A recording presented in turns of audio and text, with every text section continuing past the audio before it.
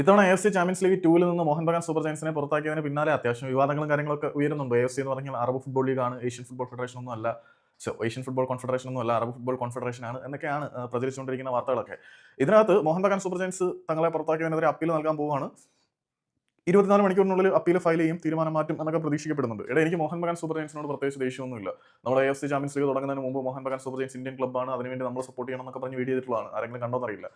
ഞാൻ അവിടെ പറഞ്ഞ കൺസേൺ, ലാസ്റ്റ് വീഡിയോയിൽ പറഞ്ഞ കൺസേൺ, മോഹൻ ബഗാൻ സൂപ്പർ ജയൻസിന് ഇറാനിലേക്ക് സഞ്ചരിക്കാൻ പറ്റില്ലായിരുന്നെങ്കിൽ അത് കുറച്ചുകൂടി നേരത്തെ പറയണമായിരുന്നു എന്നാണ്. ആ ഒരു സാഹചര്യത്തിൽ ഒന്നും പറ്റില്ല, ഏതെങ്കിലും ന്യൂട്രൽ വേദിയിൽ വെച്ചിട്ട് മത്സരം നടത്തണം, അല്ലെങ്കിൽ ഞങ്ങൾക്ക് പാർട്ടിസിപ്പേറ്റ് ചെയ്യാൻ പറ്റില്ല എന്നുള്ള കാര്യം നേരത്തെ AFC ധരിപ്പിച്ചിരുന്നെങ്കിൽ ആ സെക്യൂരിറ്റി കൺസേൺസ് എടുത്ത് ന്യൂട്രൽ വേദികളിലേക്ക് മത്സരം മാറ്റുന്ന അവസ്ഥയിലേക്ക് കാര്യങ്ങൾ എത്തുമായിരുന്നു. പക്ഷേ മോഹൻ ബഗാൻ സൂപ്പർ ജയൻസ് എന്താണെന്ന് വെച്ചാൽ, പ്രസ് കോൺഫറൻസ്, മത്സരത്തിന്റെ പ്രീ മാച്ച് പ്രസ് കോൺഫറൻസ് നടക്കുന്ന സമയം വരെയും ഒന്നും അറിയിക്കാതെ, പ്രീ മാച്ച് പ്രസ് കോൺഫറൻസിന് അറ്റൻഡ് ചെയ്യാതെ, ഞങ്ങൾക്ക് വിസ കിട്ടിയില്ല, വിസ കിട്ടിയില്ല എന്നല്ല, സുരക്ഷാ ഇഷ്യൂസ് ഉണ്ടെന്നാണ് പറഞ്ഞത്. ഈ സുരക്ഷാ പ്രശ്നങ്ങൾ ഉണ്ടെങ്കിൽ അത് നേരത്തെ അറിയിക്കേണ്ട കാര്യം. ഇപ്പോൾ ഇറാൻ ഇസ്രായേലും തമ്മിലുള്ള സംഘർഷം തുടങ്ങിയത് ഇന്നോ ഇന്നലെ ഒന്നും അല്ലല്ലോ. അപ്പം സഞ്ചരിക്കാൻ പറ്റില്ല എന്നുള്ള കാര്യം കുറച്ച് നേരത്തെ അറിയിക്കണമായിരുന്നു എന്നുള്ളതാണ് അവരുടെ ഭാഗത്തു നിന്നുള്ള വാദം. എന്ത് തന്നെ ആയാലും ഇതിന്റെ ഔട്ട്പുട്ട് എന്താണെന്ന് അറിയില്ല. ഞാൻ പക്ഷം ചെയ്ത് സംസാരിച്ചൊന്നുമല്ല.